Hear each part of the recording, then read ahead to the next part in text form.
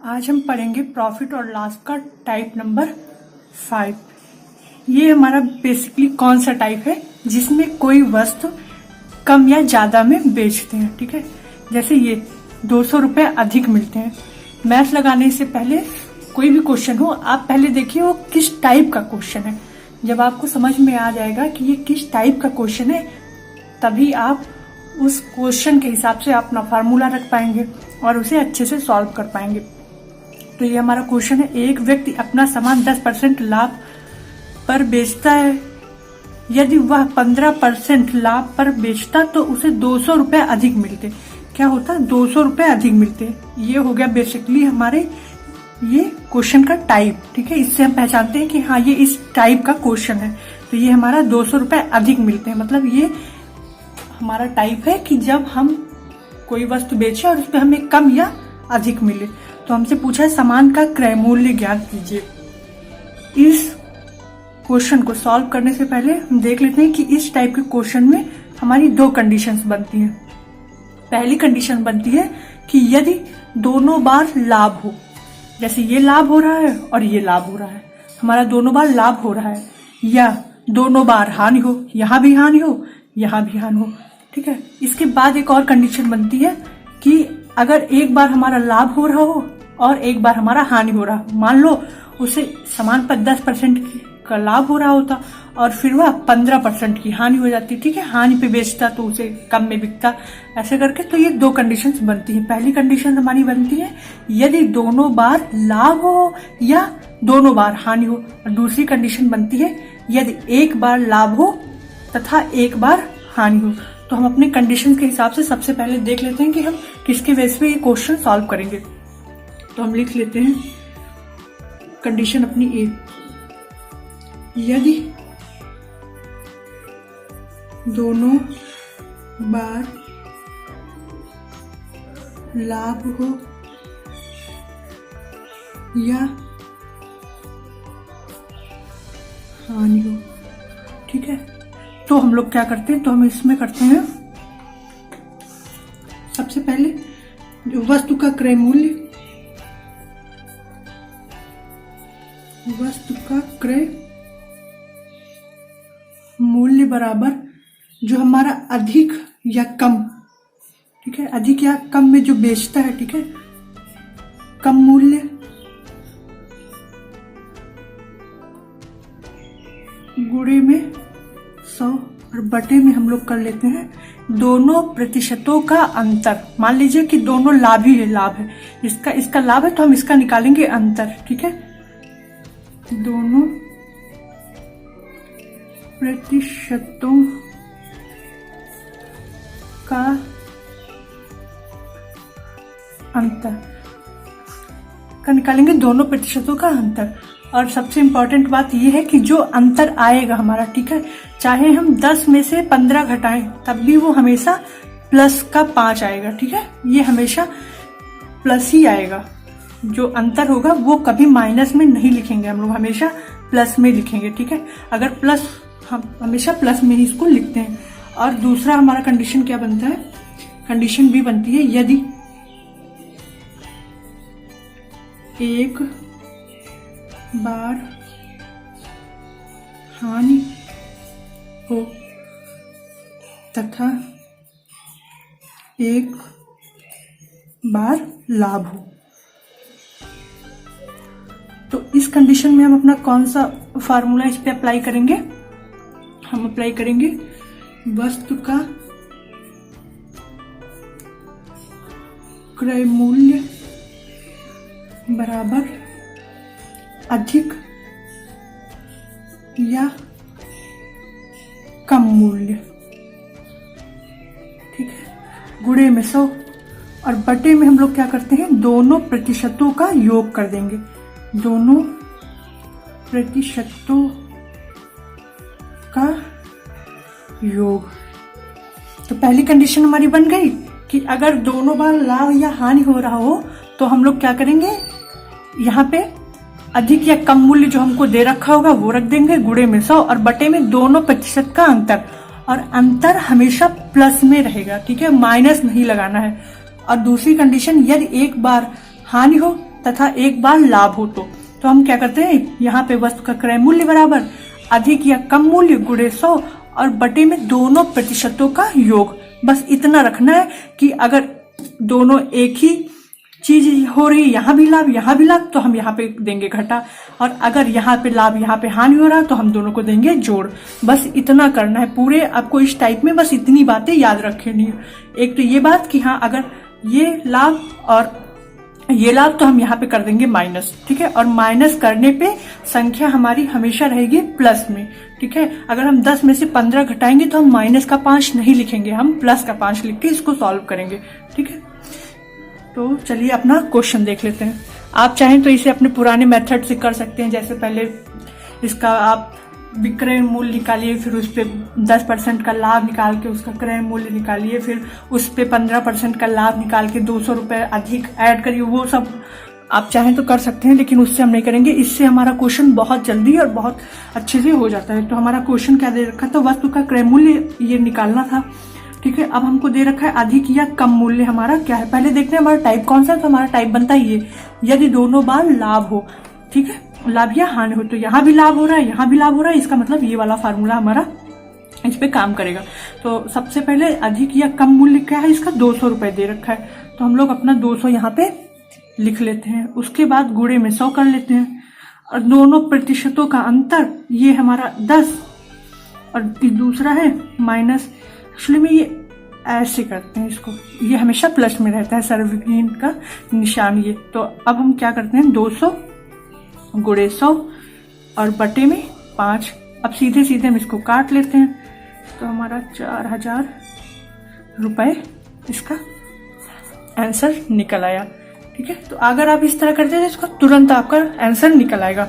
चलिए बढ़ते हैं अपने दूसरे क्वेश्चन की तरफ। हमारा क्वेश्चन क्या है, एक पुस्तक विक्रेता ने एक पुस्तक 20% हानि पर बेची। क्या हुआ, इसको 20% हानि पे बेची इसने। यदि उसने वही पुस्तक 108 रुपए अधिक पर, ठीक है, अधिक पर बेची होती तो उसे 30% का लाभ मिला होता। तदनुसार उस पुस्तक का लागत मूल्य ज्ञात करना है हमें, ठीक है। तो सबसे पहले हम देख लेते हैं कि इसमें हो क्या रहा है। एक बार हमारा हानि हो रहा है, एक बार लाभ हो रहा है। इसका मतलब हमारे दिमाग में आ जाना चाहिए कि जो वस्तु का क्रय मूल्य है वो अधिक या कम मूल्य गुणे 100 बटे दोनों प्रतिशत का योग हम लोग इससे लगाएंगे, ठीक है।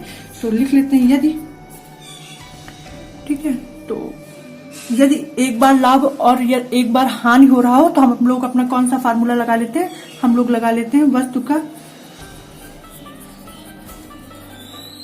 क्रय मूल्य बराबर अधिक या कम मूल्य गुणे 100 और बटे में, मैंने बोला था जब दोनों एक हानि एक लाभ होता है तो हम लोग करते हैं प्लस, तो दोनों प्रतिशतों का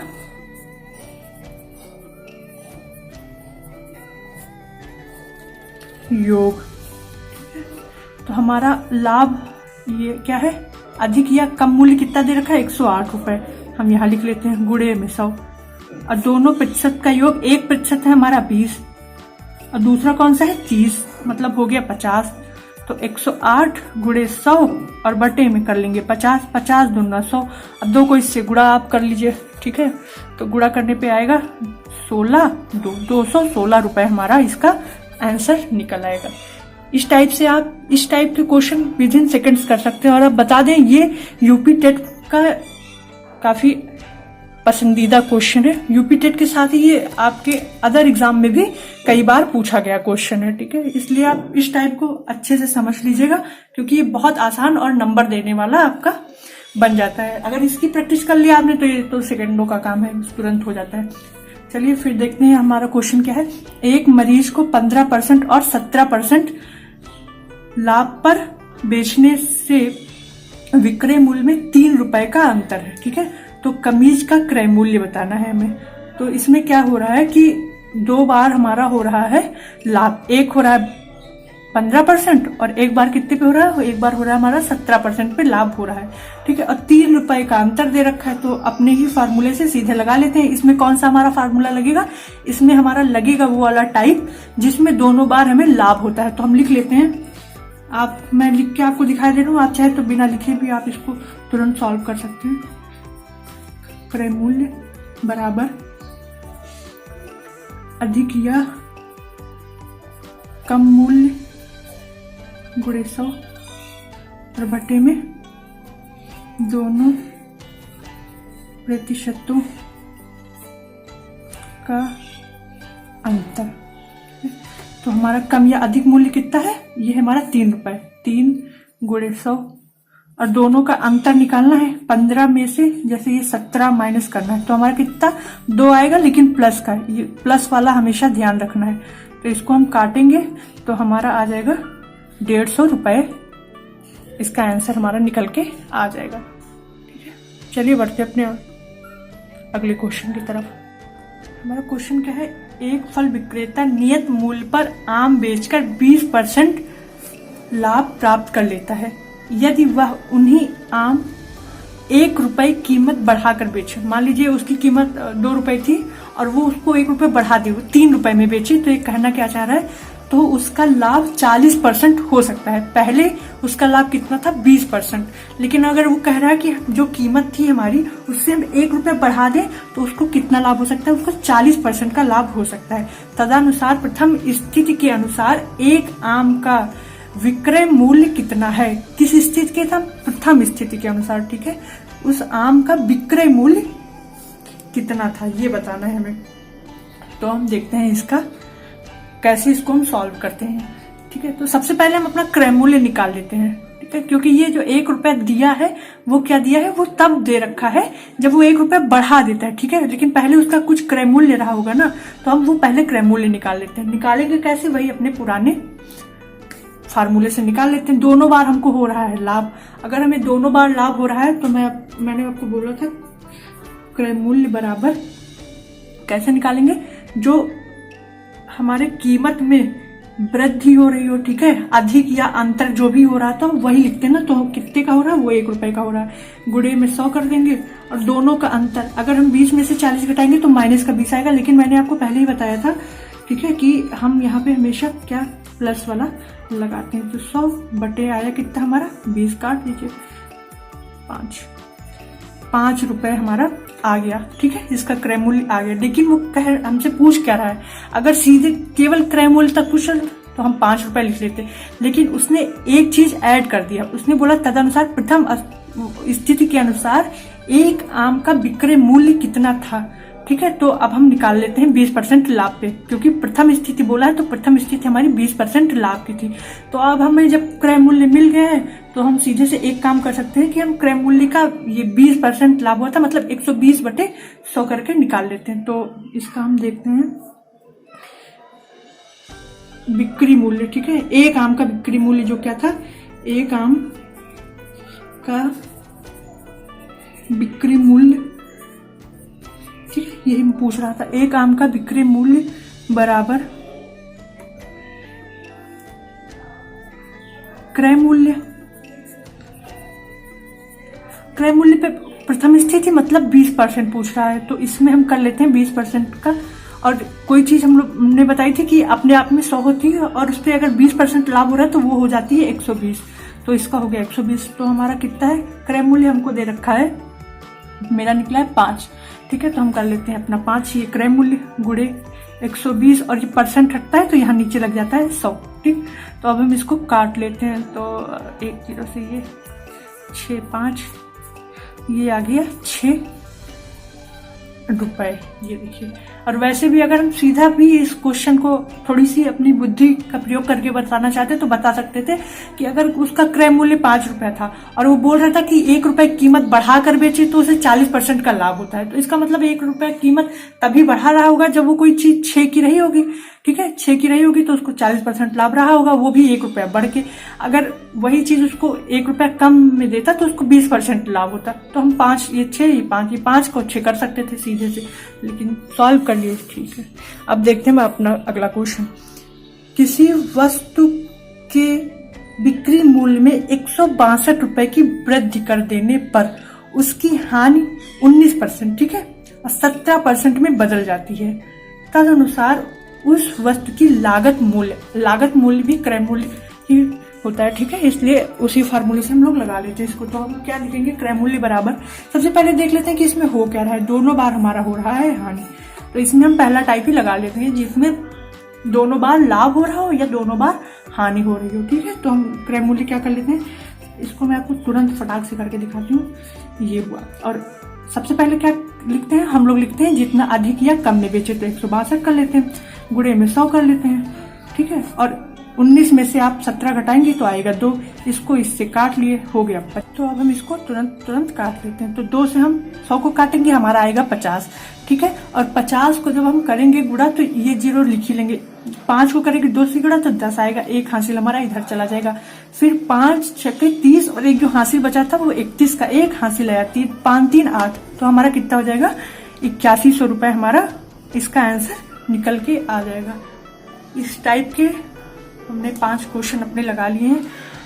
और इस टाइप से अगर आप लगाते हैं तुरंत करके, मतलब मैंने इतना लिखा, जो उसका फार्मूला वो लिखने की जरूरत नहीं है। आप तुरंत बस एक बार दिमाग में बैठा लीजिए कि हाँ, अगर माइनस माइनस मतलब हानि हो रही है या लाभ हो रहा है तो हम यहाँ पे कर देते हैं माइनस, और अगर एक बार लाभ एक बार हानि हो रहा है तो हम यहाँ पे कर देते हैं प्लस, और तुरंत ये क्वेश्चन आप सॉल्व कर लीजिए। ठीक है, इससे आपका टाइम भी बचेगा और क्वेश्चन का आंसर भी आपका सटीक तुरंत निकल के आ जाएगा। अगर आपको ये ट्रिक अच्छी लगी हो तो आप कमेंट बॉक्स में कमेंट करके जरूर बताइए। अगर कोई प्रॉब्लम हो तो आप कमेंट बॉक्स में कमेंट करके पूछ सकते हैं। वीडियो को लाइक कीजिए और शेयर कीजिए अपने फ्रेंडों के साथ।